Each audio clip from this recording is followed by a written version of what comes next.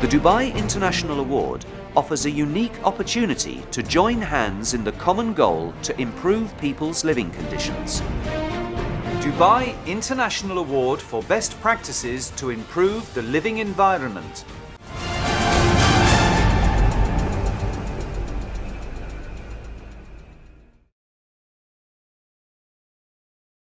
Ladies and gentlemen, we are gathered here today to provide our winners with the chance to speak up about their winning practices and explain how their commitment, hard work, ambitions have yielded their presence here among us. With pleasure, I would like to call upon Ms. Yasmin Hagri to present her practice. Before starting the movie, I'd just like to share with you our definition of the word orphan. At وطنية Society, we look at the orphan that they are all children without parental care, regardless of the reason why they were separated from their family. Now we are focused mainly on the institutionalized children. We will start with the video and then we'll take you through our journey with a very short presentation. Thank you.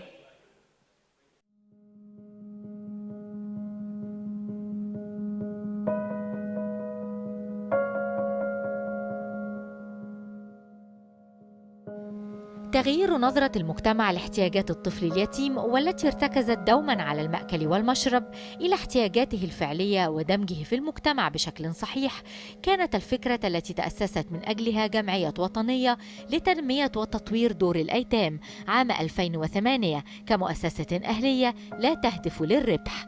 أهم الأهداف كان محاولة تطبيق معايير للجودة داخل دور الأيتام وتنشئة الأطفال والشباب في هذه المؤسسات في مناخ آمن وبيئة صحية.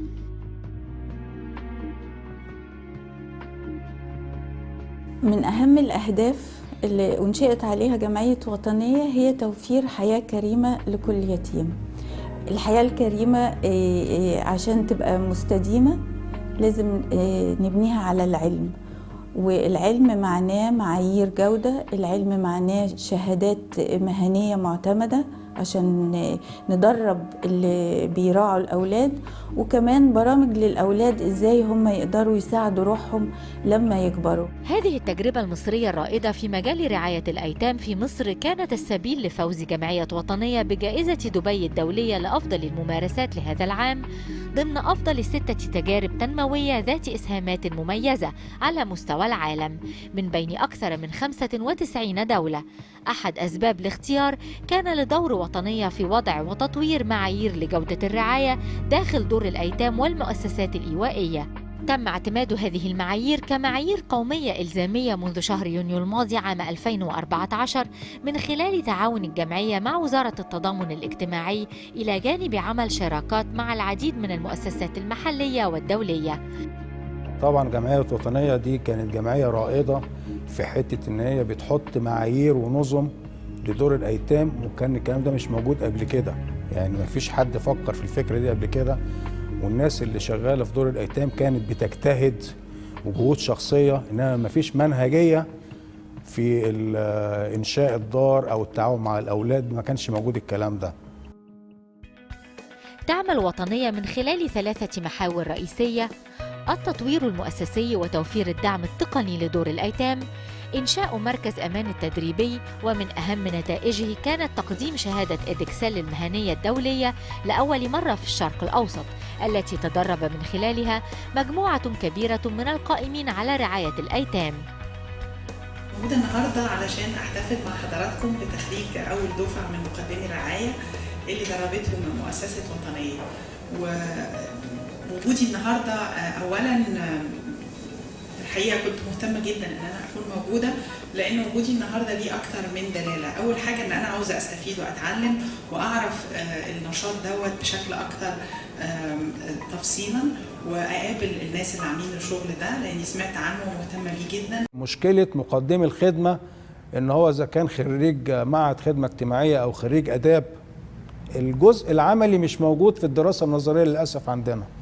فشهادة إيدكسل وفرت الحته دي بقى يعني مزج بين التدريب النظري والتدريب العملي.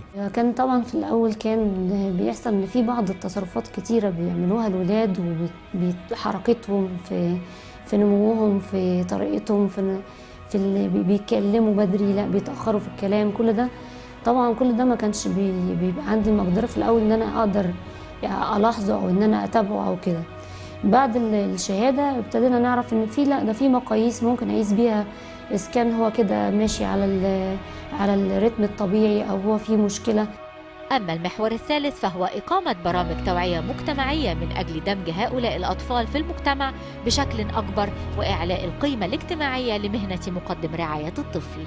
وبعد 6 سنوات من العمل المؤسسي استطاعت جمعية وطنية أن تلمس تغييرات على أرض الواقع، ومنها وضع شباب الأيتام في الصفوف الأولى مع صانعي القرار ودمجهم في العمل الميداني من خلال برنامج فرصة لتنمية شباب الأيتام وتمكينهم من التعبير عن رأيهم والاعتماد على أنفسهم. برنامج فرصة بيضم شباب من مختلف دور أيتام في مستوى مصر، وأنا كنت واحد من الشباب دول، وبدأت أنطلق مع برنامج فرصة من هنا. بدأنا نحلم وبدأنا نخطط إزاي نبدأ ننفذ الحلم دوت على أرض الواقع. هي خلتني أقوى بكثير، كسرت حاجز الخوف اللي عندي. هي كل اللي وطنية عملته أكتر حاجة إن الواحد بس كان عنده إمكانيات وهو ما كانش شايفها، فكنت فاكرة ان الامكانيات ديت المفروض ان هي تبقى مثلا ان الواحد يتعلم حاجة تانية، ان الواحد يسافر بره البلد، ان الواحد مش عارفة كذا. لكن عمري ما كنت اتصور ابدا ان اكتر امكانية موجودة عندي ان الواحد يكون مثلا اتربى في دار او ان هو يتيم.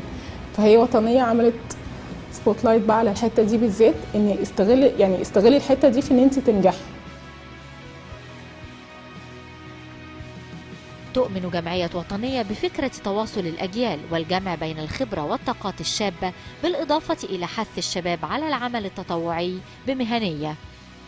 وطنية بدأت بحلم لتغيير واقع الأطفال والشباب الذين منعتهم ظروفهم من العيش مع أسرهم الطبيعية، واستطاعت الجمعية مع مرور الوقت أن تبدأ في تغيير مفاهيم مجتمعية غير صحيحة لدمج هذه الفئة الهامة من الأطفال والشباب في المجتمع بشكل فعال.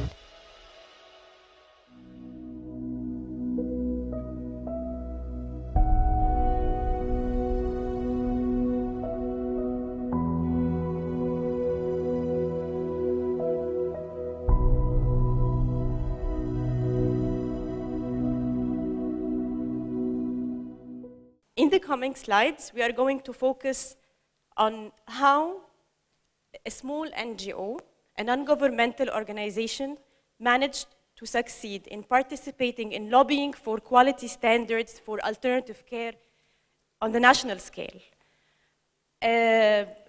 Before starting, I just want to share with you a very short story about Rida, who is my colleague right now. He is an orphaned youth. And I remember quite well 3 years ago when I met Rida, we were talking about building trust and relationship. And Rida, who was raised in an orphanage, told me, do not talk with me about trust or about relationship. I cannot trust anyone, I don't want to. Why? Because since I was born, in my lifetime, I've seen more than 60 women. They were telling me that this is your mother, this is your alternative mother, and then every now and then she disappears, and another one comes, and they tell me, this is your new mother. And I had to go through the attachment, love, trust, and then she just disappeared, without giving me a reason why she's disappearing. That was a reason, one of the reasons, why we wanted to have quality standards for care, which ensures that no detachment trauma for children without parental care, no psychological or emotional abuse, or any kind of abuses. We looked at children that they are just like our children. They need and they deserve to dream, to have dream, and to fulfill their dream. Quickly, I'll not talk about the situation in Egypt a lot, but briefly, we didn't have actually standards except that it was outdated. Since 1977, we did not revisit it. No one revisited the actual standards. And they focused only on the financial aspect. The second thing, the caregiver profession in Egypt is really bad. Child caregiver profession lack qualification, lack education, and especially vocational qualification. Also, the working condition is very poor. They are suffering from very low salary and very bad image. We perceive the profession very negatively. As a result, orphans, they are not enjoying good education or psychological support. Okay. That's why وطنية Society decided that we are not going to establish another orphanage. We don't have an orphanage. We thought of having national quality standards based on best practices. We aim at developing success models of institutional homes to be a prototype for other institutional homes to apply the standards and to upgrade the caregiver's profession and to empower orphaned youth to be independent thinkers and doers. Also, we are aiming at advocating for community monitoring, which is very important to sustain the quality standards application. Okay, I'll take you through now. We are going to focus on this main milestone, the reason behind being a best practice, but we just want to say that currently we are in the transformation phase, and then we are going to advocate for the community monitoring. The standards, before I leave the floor to Amira, my colleague, the standards, they are driven from best practices and they are under 6 main pillars.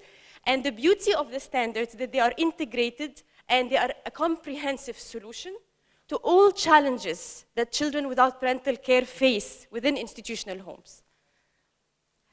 In order to have national standards, we had to work and to create different interventions with different stakeholders, such as the government to mandate the standards, and the institutional homes to engage them and to gain their ownership, which is very important, and finally the community to govern or to help us in monitoring these standards and to support the orphanages to apply the standards. Now I leave the floor to my colleague Amira to continue. Now I'll walk you through the journey. How did we develop the quality standard? How did we ensure that the quality standards will be customized for the Egyptian circumstances? First, we started with research. We studied the best practices. We brought all the UN guidelines, the different standards from all over the world, and then we tried to test the quality standards, and after testing, we have found that some of these quality standards can be applied in Egypt, and others should be developed or changed. So after 4 years of testing the quality standard, we were able to customize quality standards that are meeting the needs and the assets within the Egyptian society. And then after this, we tried to lobby and to advocate for the quality standard.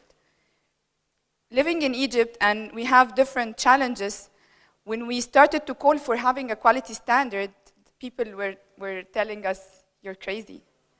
We have lots of challenges, and you're telling us having quality standard for children without parental care? We said, okay, we will work, and we have developed our model. And then after 6 years, as Yasmin said, we had success models. So when we went to other organizations and we told them, we want you with us, we need to do some synergetic actions. If every one of us, like different organizations, everyone is working alone, we will not reach anything. So we started to do some synergetic actions, and we went together and we tried to lobby and advocate for the standards. And as Yasmin said, we had Reda and different other young people, as you saw in the movie. They went with us to some of the consultations that were held by the ministry. And this was the first time for them to go to the ministry and to call for these quality standards. And they were telling their stories. And one of them made one of the officials in the ministry says, I've been working in the ministry for more than 20 years. And I forgot that I was dealing with children. I was just dealing with papers. And this was a turning point. And after this, and now it was June 2014, when we had the quality standard mandatory and obligatory to all orphanages in Egypt. These are some of the units and some of the programs. I will not go through it. You have the brochure. You can go through it. And of course, you can come to Yasmin and myself and ask. We would like to highlight the partnerships. Without those people, without these organizations, we wouldn't have done it. We have private sector, we have universities, we have schools, and we have different NGOs and NGOs. Because of them, we were able to do this change in Egypt. We have been through a long journey, like 8 years now. And these are some of the lessons learned. I'm sure you have lots of lessons learned as well. But first of all, the holistic approach. If we just work with orphanages, we couldn't have reached this now. We had to work with private sector, we had to work with the government, we had to work with the schools, we have to work with everybody, but we were focused. We were focused only on children without parental care. The second thing is the participatory approach.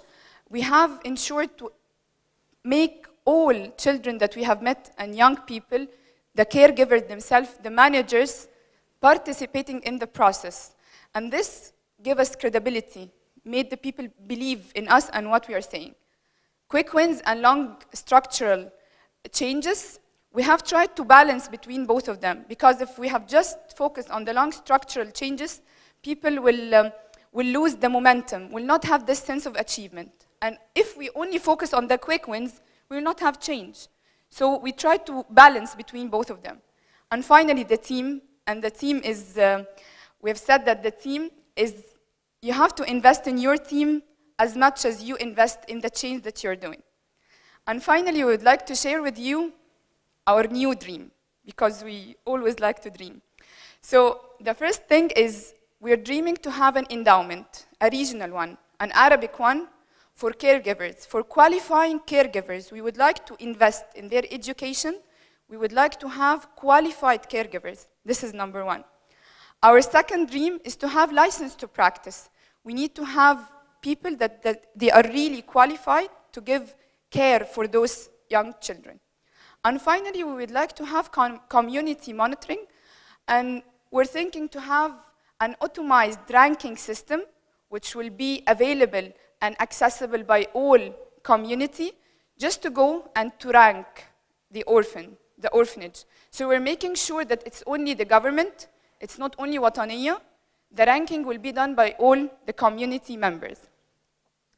So now we can open the floor for questions if you have any, and Madam Mona, myself, and Yasmin will be always here to answer your question. Any questions, ladies and gentlemen? Okay. Thank you very much, and we'll be available if you need to know further information about our community or our project. Thank you.